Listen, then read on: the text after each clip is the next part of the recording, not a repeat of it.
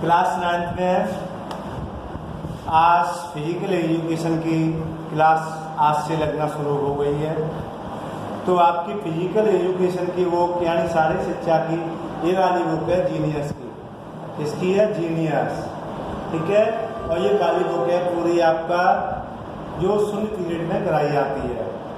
तो देखिए इसमें बच्चों पहले हम सबसे पहले नोटबुक पर पहले हम प्रातः स्मरण कराते हैं। क्या कराते हैं?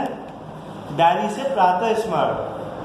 प्रातः स्मरण होता है हमारा क्राग्रे हस्ते लक्ष्मी कर्मद्य तो सुस्त्री कर्मृत्यु गोविंदा प्रभावते कर दर्शनम।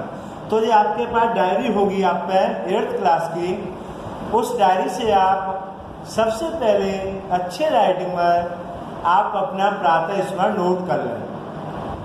उसके बाद सेकंड क्वेश्चन हमारा आता है गायत्री मंत्र।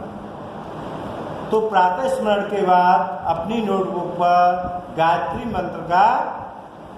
मंत्र डायरी में से लिख लें। गायत्री मंत्र होता है ओम भूर्भुवः तत्सवितुर् वरेण्यं भर्गो देवस्य धीमहि धियो यो न प्रचोदयात्। तो गायत्री मंत्र और प्रातः स्मरण आप अपनी दोनों डायरियों से फेयर कॉपी पर नोट कर लें। अब देखिए इसके बाद बुक के पीछे कुछ जो हमारे प्रमुख राष्ट्रीय देशभक्त थे उन्होंने कुछ समाधियाँ थी, उनमें समाधियाँ थी और कुछ हमारे उन्होंने प्रसिद्ध वचन भी दिए थे। तो जैसे किनकी समाधि कहाँ पर है, महापुरुषों की समाधि कहाँ पर है और किस महापुरुष का कौन सा वचन है। तो महापुरुष जैसे हमारे महात्मा गांधी, सुभाष चंद्र बोस हैं, पंडित जवाहरलाल, तो उनकी समाधि यहाँ पर है और उन्होंने क्या क्या अपने वचन दिए थे। तो देखिए मैं दिखा रहा हूँ ये प्रमुख समाधि पहले तो ठीक प्रमुख समाधि है ये हमारी कुछ। तो जैसे पहला है श्री महात्मा गांधी। महात्मा गांधी की आपको समाधि सबको पता होगी, दिल्ली में है राजघाट पर। कहाँ पर है? राजघाट पर। महात्मा गांधी की समाधि हमारी राजघाट पर है। पंडित जवाहरलाल नेहरू की समाधि हमारी शांतिवन, पंडित जवाहरलाल नेहरू शांतिवन है। और तीसरी है श्रीमती इंदिरा गांधी। इंदिरा गांधी की समाधि स्थल हमारा शक्ति स्थल। जैल सिंह ये एकता स्थल है इनकी। मुरारी देसाई हमारा अभया घाट है। और जगजीवन राम हमारा समता स्थल है। जगजीवन राम समता स्थल है। ऐसे श्री लाल बहादुर शास्त्री विजय घाट है, यानी लाल बहादुर शास्त्री का हमारा समाधि स्थल विजय घाट। डॉक्टर भीमराव अम्बेडकर चैत्रा भूमि और श्री चरण सिंह चौधरी किसान घाट, चरण सिंह चौधरी की किसान घाट। श्री राजीव गांधी वीर भूमि, राजीव गांधी की वीर भूमि। और अगला है श्री गुलजारीलाल नंदा, गुलजारीलाल नंदा ये है नारायण घाट।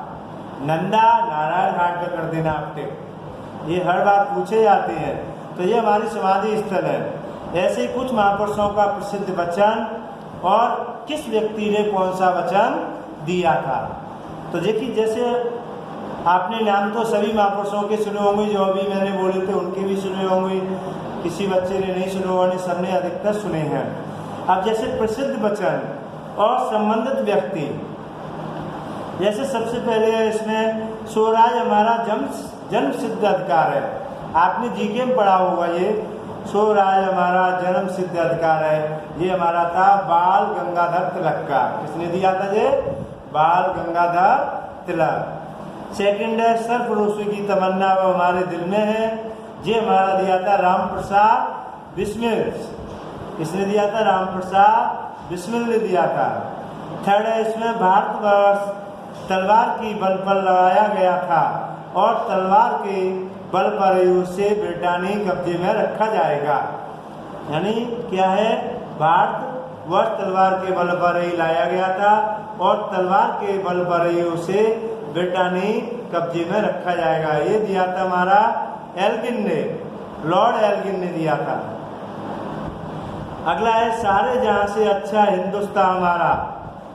सुना हुआ आपने जीके में, इकबाल ने दिया था। ये किसने दिया था? इकबाल ने।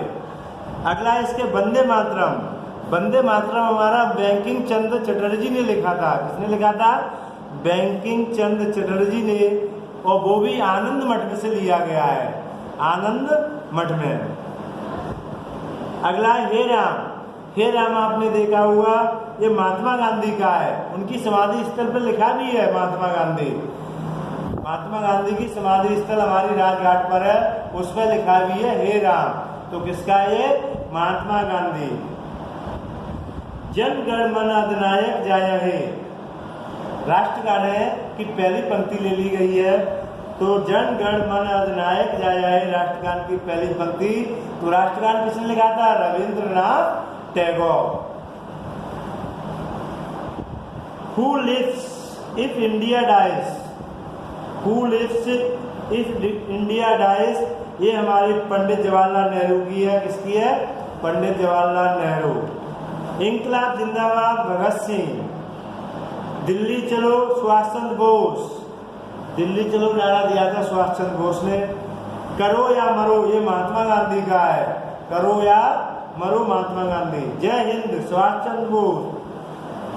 पूर्ण स्वराज लाल बहादुर शास्त्री हमारा। पूर्ण स्वराज हमारा पंडित जवाहरलाल नेहरू, सॉरी, पूर्ण स्वराज हमारा पंडित जवाहरलाल नेहरू का है। हिंदू हिंदुस्तान। हिंदी हिंदू हिंदुस्तान जो हमारा भारतेंद्र हरिश्चंद्र का है। ठीक है, भारतेंद्र हरिश्चंद्र। आराम हराम है, ये किसने कहा था? महात्मा गांधी ने। आराम हराम है। भारत छोड़ो। भारत छोड़ो किसने कहा था? श्यामलाल गुप्ता। नहीं, भारत छोड़ो भी महात्मा गांधी का है। भारत छोड़ो भी महात्मा गांधी का है। और विजयी विश्व तिरंगा प्यारा हमारा श्यामलाल गुप्ता का। विजयी विश्व तिरंगा प्यारा श्यामलाल गुप्ता। और अगला है तुम मुझे खून दो मैं तुम्हें आजादी दूंगा, ये सुभाष चंद्र बोस ने कहा था। ठीक, वेदों की ओर लौटो, ये हमारा दयानंद सोचती है। अब इनको प्रमुख समाधि और प्रसिद्ध वचन को मैं आपके आज लिखकर इन्हें ग्रुप में भेज दूंगा। ठीक है, आज लिखकर इनको ग्रुप में भेज दूंगा मैं। लेकिन आपको वंदे मातरम, वो प्रातः स्मरण और गायत्री मंत्र आप अपनी डायरी में से नोट करके लिख सकते हैं। और समाधि और प्रसिद्ध वचन में आपको ग्रुप में डाल दूंगा आज इस तरीके से।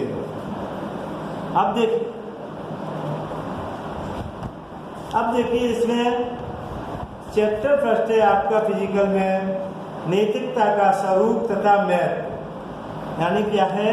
चैप्टर फर्स्ट दिया गया है नैतिकता का स्वरूप तथा महत्व, ये वाला। ठीक,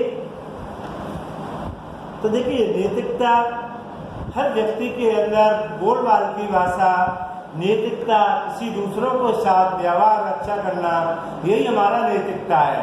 किसी के साथ अच्छी तरह से हम बातचीत करें और उसके साथ व्यवहार है इस तरीके का करें कि उसके कोई प्रकार का ठेस न पहुंचे।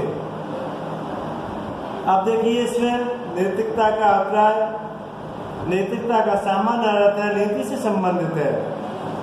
जब व्यक्ति समाज में रहकर उचित आचरण करता है, समाज होता है हमारा आस पड़ोस का वातावरण या सगे संबंधी, उनके साथ हमें अपना उचित व्यवहार करना चाहिए और उसका आचरण नैतिकता सम्मिलित किया जाता है। अर्थात हम समाज में रहकर ऐसे कार्य करें जिससे जन जन का कल्याण हो। हम अपने देश में रह रहे हैं, अपने परिवार में रह रहे हैं, अपने मोहल्ले में रह रहे हैं, तो सभी के साथ ऐसा कार्य करो कि जिससे जन जन होता है हर व्यक्ति का कल्याण हो सके। इसी दृष्टि से नैतिक शिक्षा का आशय समझाने की चेष्टा की गई है। नैतिक शिक्षा के द्वारा हर व्यक्ति को समझाने की चेष्टा की गई है, यानी जानकारी दी गई है। नैतिक शिक्षा से आशय ऐसी शिक्षा है जो मानव जाति का सद्ज्ञान कराती है। यानी नैतिक शिक्षा, हमारी नैतिकताएं ऐसी एक शिक्षा है जो मानव जाति को केवल ज्ञान की ओर, यानी अंधकार से प्रकाश की ओर, प्रकाश की ओर ले जाती है, यानी अज्ञानता से ज्ञान की ओर ले जाती है। तथा समाज को कल्याणकारी की ओर ले जाती है। और समाज होता है जो हमारा आस पड़ोस, उसे कल्याणकारी, यानी कल्याणकारी का अर्थ है अच्छे कामों की तरफ ले जाती है। साधारण रूप से वही व्यक्ति नैतिक कहलाता है जो आचरणवान, परोपकारी, श्रेष्ठ, शालीन और अनुशासित होता है। कौन सा व्यक्ति नैतिक होता है? आचरणवान हो, आचरण का अच्छा हो, किसी पर परोपकार करने वाला हो, यानी किसी को कोई समस्या है तो उसकी आस पड़ोस में उसकी मदद करनी चाहिए, क्योंकि जब हमारे पास भगवान ने हमें दिया किसी का मदद करने का मौका तो हमें कर देना चाहिए। आचरण अच्छा होना चाहिए। शिष्टाचार का व्यवहार, यानी सहानुभूति का व्यवहार और अनुशासन, पूर्ण अनुशासित में रहना चाहिए। हर व्यक्ति समाज के नियमों का पालन करता है, हमें अपने समाज का नियम का पालन अवश्य करना चाहिए। इसीलिए नैतिक शिक्षा के अंतर्गत वितृक की भावना, अच्छे बुरे कर्म की पहचान, उच्च शिक्षा की बातें आती हैं। यानी व्रत कर की भावना, यानी जो अलग से भावना है उन्हें त्याग, अच्छे बुरे की पहचान, हमें पता पड़ जाता है अच्छे बुरे की पहचान क्या है, कि कौन व्यक्ति अच्छा काम कर रहा है, कौन बुरा कर रहा है, तो हमें पता पड़ जाती है जो हमारे अच्छे हित में है कि अहित में है। उच्च शिक्षा की बातें आती हैं, हमेशा हायर थिंक होती है, यानी उसकी सोच शक्ति होती है वो ऊंची होती है। हम तीनों बातों के अनुसार निस्वार्थ भाव से कर्तव्य के पालन की भावना का प्रयोग रूप से देने का नैतिक शिक्षा ही है। हमें किसी का निस्वार्थ, किसी के साथ में हमें व्यवहार करना चाहिए। निस्वार्थ का मतलब है किसी के बदले में स्वार्थ नहीं कर रहे हम, किसी के बदले में कि हमने इसके साथ अच्छा काम कर दिया तो हमें भी किसी के साथ में कोई उससे फायदा हो, तो निस्वार्थ यानी कोई इच्छा मत करो उससे हमें। दूसरे शब्दों में नैतिकता व्यक्ति के उन गुणों का समूह है जिन्हें सामाजिक मान्यता एवं प्रतिष्ठा प्राप्त हो। और जब हम अपने वातावरण में अच्छे काम करेंगे तो ऐसी बात नहीं है, आपको अपने समाज के व्यक्ति खुद आपको एक मान्यता और प्रतिष्ठा आपको अवश्य देंगे। ठीक है, तो नैतिकता शब्द की उत्पत्ति एवं साध्य का ये दिया है, उसकी उत्पत्ति किस प्रकार हुई और उसका संक्षिप्त वर्णन। नैतिकता शब्द नीति में एक तथा ता, यानी एक और ता लगाकर प्रत्यय लगाने से होता है। प्रत्यय पीछे लगाए जाते हैं, उपसर्ग आगे। नीति शब्द का संस्कृत भाषा की नी धातु से लिया गया है। जो नीति शब्द है संस्कृत भाषा की नी धातु से लिया गया है, जिसका अर्थ है वह मूल सिद्धांत जिसके अनुसार आचरण या व्यवहार करना चाहिए। इसे नैतिकता समाज से संबंधित है। व्यक्ति के व्यवहार को समाज के अनुकूल बनाने के कुछ ऐसे नियम होते हैं जिन पर चलकर मनुष्य तथा समाज का हित करता है। हमें अपने नियमों का पालन करना चाहिए जिस पर चलकर हम मनुष्य अपने समाज का हित कर सकता है। समाज जिस तरह से कार्य एवं व्यवहार को उचित समझता है उसे नैतिक कार्य कहते हैं। जो हम अपना कार्य करते हैं उसे हम नैतिक कार्य कहते हैं। तथा समाज जिन कार्यों को अनुचित मानता है, उन कार्य या व्यवहारों को अनुचित मानता है, उसे अनैतिकता कार्य कहते हैं। अनुचित का मतलब है हम जिस कार्य को मानते ही नहीं है उस काम को करें, तो ये हमारी क्या कहलाएगी? अनैतिकता। अतः उचित और अनुचित निर्धारण करने वाली भावना में नैतिकता ही जाता है। उचित और अनुचित की सभी व्यक्तियों को पहचान हो जाती है कि ये उचित काम है या ये अनुचित काम है। अब कुछ नैतिकता की परिभाषा है, तो मुकुंजी के अनुसार इन परिभाषाओं को नोट कराएंगे हम।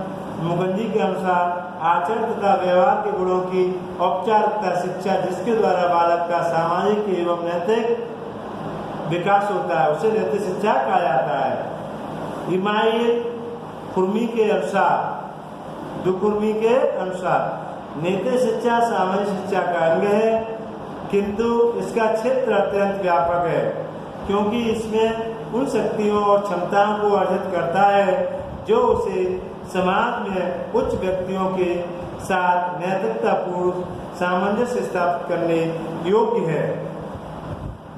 कि अब मैकाइवर के अनुसार नैतिकता का तात्पर्य नियमों की उस व्यवस्था से है जिसके द्वारा व्यक्ति का अंतःकरण अच्छे एवं बुरे कार्य से प्राप्त करता है, यानी व्यक्ति को अच्छे और बुरे।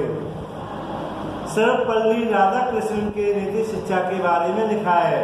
डॉक्टर सर्वपल्ली राधाकृष्णन, जिनका हमारा जन्म दिवस टीचर डे के रूप में मनाया जाता है, 5 सितंबर को आने वाला है, तो इन्होंने लिखा है मनुष्य का जीवन सत्य बातों पर चलने के लिए बना है। मनुष्य का जीवन किसके लिए बना है? केवल सत्य बातों के लिए। ठीक है, हमें अच्छे अच्छे काम करने हैं, अच्छी सोच रखनी है, आगे पढ़ लिख कर आगे भी बढ़ना है। सत्य वचन के कर्तव्यों को की ओर लाया जाता है और सत्य मानव को अच्छे कर्तव्यों को ओर ले जाता है। कर्तव्यों से मानव की पहचान ही होती है। हर व्यक्ति की अपने कर्तव्य का पालन करने से उसकी पहचान होती है। सभी व्यक्ति जब भगवान हमें भेजता है तो सभी एक से होते हैं, लेकिन बड़े होकर हर व्यक्ति का अपना कर्तव्य करना होता है और उसी से कर्तव्य से हर व्यक्ति की अपनी पहचान बन जाती है। ये सभी मौलिक तथ्य हैं जो व्यक्ति को नैतिक व्यक्ति है और नैतिक शिक्षा ग्रहण करने के लिए प्रेरित करता है। इस प्रकार नैतिक शिक्षा बालक को आचरणवान तथा सचेतन बनाती है, जिसके फलस्वरूप बालक के विचार समाज, विद्यालय एवं पड़ोस के प्रति अच्छे कोटि के हो जाते हैं, जिससे बालक का सर्वांगीण विकास होता है। अब नैतिकता के स्वरूप। नैतिकता का स्वरूप अत्यंत व्यापक है। इसका कोई निश्चित रंग, रूप, परिभाषा या सीमाएं नहीं है। नैतिकता का कोई स्वरूप नहीं है, ना रंग है इसका, ना रूप है, ना परिभाषा है। जिस तरीके से हम अपने आप को बनाएंगे वही उसका रंग रूप बन जाता है। नैतिकता तो मानव जीवन के विभिन्न स्वरूपों में नियत है, यानी अपने कर्मों के अनुसार नैतिकता अपनी नियत है। सदाचार, धर्म, मानवीय गुण नैतिकता के क्षेत्र के अंतर्गत आते हैं। आज के भौतिकवादी युगों में नैतिक मूल्यों से दूर होता जा रहा है, जिसके कारण वातावरण दूषित एवं अशांत हो रहा है। नैतिकता एक आत्मसात करने वाले गुण है, समाज में रहकर ही अर्जित किया जा सकता है। नैतिकता ही वह सरल उपाय है जो मनुष्य एवं पशु में अंतर करके उसे श्रेष्ठ मनुष्य का नैतिक व्यक्ति हिंसात्मक प्रवृत्ति की नहीं होती। यानी एक नैतिकता ही ऐसा सरल उपाय है जो मानव और पशु में अंतर करके स्पष्ट कर देता है। ठीक है, वही बड़ों का आदर वही बड़ी आत्मीयता के साथ करता है। उसमें साहस, आत्मसम्मान तथा अंतर्राष्ट्रीय भावनाएं रहती हैं। अब देखिए, शेष होमवर्क में आप आगे पढ़ना चाहो तो पढ़ लेना, नहीं कल हम अगली क्लास में समझा देंगे।